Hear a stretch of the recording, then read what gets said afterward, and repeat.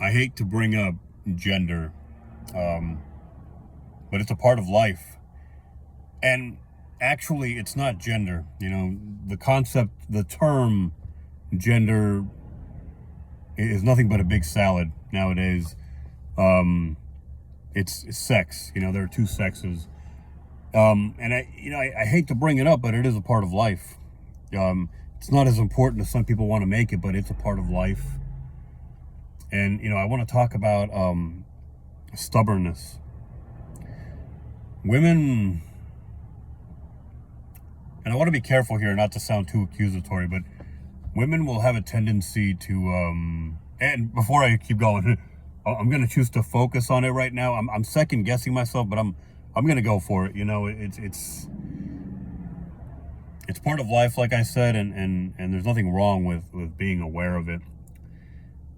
Women have a tendency to call men out for being stubborn. And I'll say this, we are. We are stubborn in a sort of cartoonish way where we say, this is what's going to happen, and that's that. And I'm not going to negotiate, right? I've made this decision, or I think this, or whatever, this is, it's more action driven, I feel. And like I said, it's a little cartoonish. Where I've decided to do this, I've decided that this is the way it's going to be. And that's that. And short of you fighting me, this is the way it's going to go. But of course, it tends to do with things in our personal lives, and in my life as an individual, as a man, not so much imposing my will on the world, although that does happen. I mean, you do have, I won't drift off topic in that way too much, but you've got conquerors, you've got people like Genghis Khan and Alexander the Great. Throughout history, you've got people with that sort of mentality who maybe on a smaller scale try to dominate others. I mean, that does happen, but yeah, we can be stubborn. But I will say this about women. They also have a tendency to project a lot more than men. Everybody projects, but women do it a lot more. And women in their own way are very stubborn.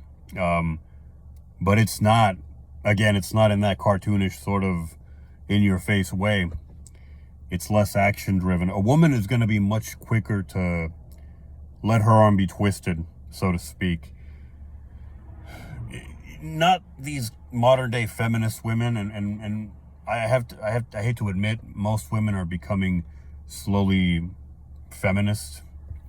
Or sorry, they're being slowly indoctrinated. They're being spoon-fed feminist ideology, and they're becoming, more and more masculine and more dominant. But traditionally, women have always been stubborn in a more thought-driven sort of way, not so much action. A woman will have an idea. Like I said, she will let her arm be twisted. She might be quick to let somebody have their way, but she's still going to believe what she believes.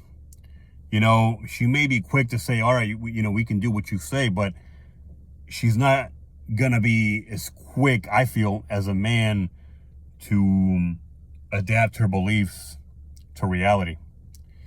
I think a man tends to be more stubborn as he may be, tends to be more logic driven, more open to responding to what they call empirical evidence. When the world tells you, hey, this idea you have is not working, it's just the world will slap you in the face a few times. I think a man will be relatively quick in comparison to a woman to say, you know what?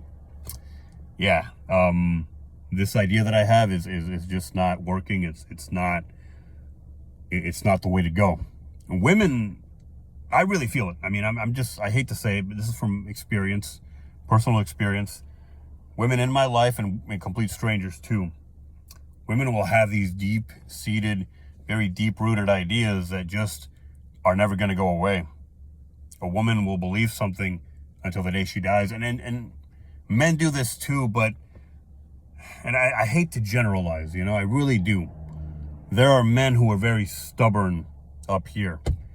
And I can be one of those men. Don't get me wrong. You know, I can have tendencies that I hate to say this, but are borderline feminine as far as just not adapting to the world around me.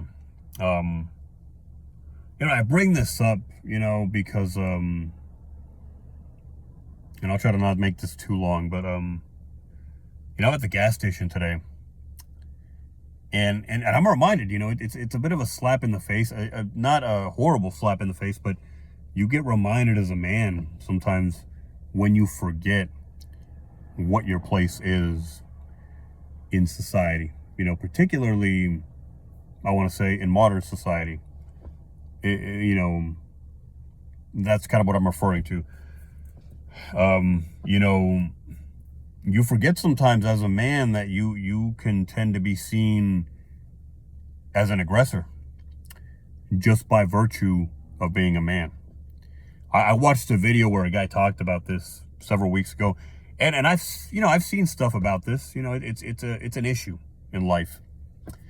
And you do forget. You forget as a man, you know, you get comfortable and you know, you start living your life and maybe you don't get out much. You know, you become more of a homebody. And you can forget how the world tends to see you just because of your sex. Women, I don't think, you know, women have their own issues to deal with as far as, you know, the sex they carry, right? Like I said, I don't really like talking about the subject, but it's part of life. You know, at a relatively young age, a man learns, you know, the first time maybe he walks down a dark street at night and there happens to be a woman who, for whatever reason, didn't have the common sense not to be walking alone, right? Which, I mean, apparently, you know, I hate to get into the weeds here, you know. It's the right of women to do this, you know, but women will still victimize themselves. And don't get me wrong, women are victims of horrible things, you know. Men are victims too of things. I want to clarify that. I'm not saying that this stuff doesn't happen, but you learn early on as a man that your role is that of an aggressor, and even if you're not wired that way, you can be seen that way, right? You know, you're walking down the street and a woman will just kind of give you that look. No matter what race, you know, you're a man, you know, and it's a nasty wake up call. A woman will give you a certain look, and you're almost impulsively, I don't want to say expected, but a part of you feels guilty and expects you to kind of be less threatening, right? Or you kind of question yourself for being in that situation. And you start to do all these things in your head that are not necessarily natural. You know, maybe you do something to put yourself in a position where you're less threatening, right? You know, maybe a woman, like I said, she'll be walking down the street, she'll give you a nasty look. Maybe she'll walk quickly to her car and lock her door. I mean, stuff like this will happen, right? You know, and you learn, and then, you know, maybe you forget over time, you know, because you're not that kind of person. And you don't find yourself in these kind of situations often, you know, and then one day in a public place, in a crowded public place in the middle of the day, you get that slap in the face. You're reminded that, you know, you are threatening. You are potentially a threat for no other reason than because you are a man. You know, and it happens, you know, you run into women in public, and this isn't all women, but societally speaking, at least, you know, in this country, in this Western society, we are looked upon in a certain way as men. You know, we are almost expected to be aggressors. You know, it's almost like when you expect a child to be a failure, and then, you know, they end up being a failure. And even when they don't end up being a failure, you know, your expectations don't improve. I mean, I think it's important to consider what um, what we do as a society to our men. Um, there's a lot of homosexuality nowadays, a lot of transsexuality. I've always had this. Maybe it's an odd theory, but there's always been a theory of mine floating around in my head that some of this developed, in men who just didn't want to be seen as a threat. You know, they began to behave in a sort of feminized way. They began to do things that were less threatening.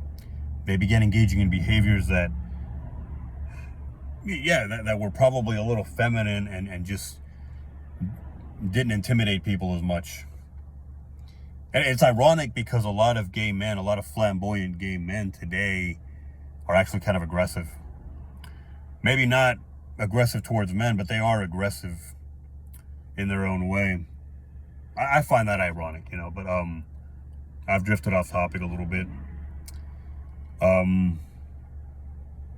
My original point was that of stubbornness, and I'll conclude by saying we can all be stubborn in our own way, and we all project things. We all feel insecure about certain qualities that we have, and we sort of try to plaster them on other people. But it's important to look at yourself. Look within before you start having a dark view of the world and of other people. It's not to say there aren't bad people in this world. There certainly are, but there probably aren't as many as you think there are. If you have a tendency to be pessimistic, and if you have a tendency to look at most people as being bad, maybe you should look in the mirror and consider just how perfect you really are. Because chances are, if you have a tendency to point the finger at others and to look down on others and to think that others are bad without even getting to know them, chances are you think you're perfect. And that's been my experience. And it would be good for you to really examine yourself and take a close look at just how good of a person, just how perfect you really are. You might be disappointed when you see the results of that investigation, if you ever happen to make it happen.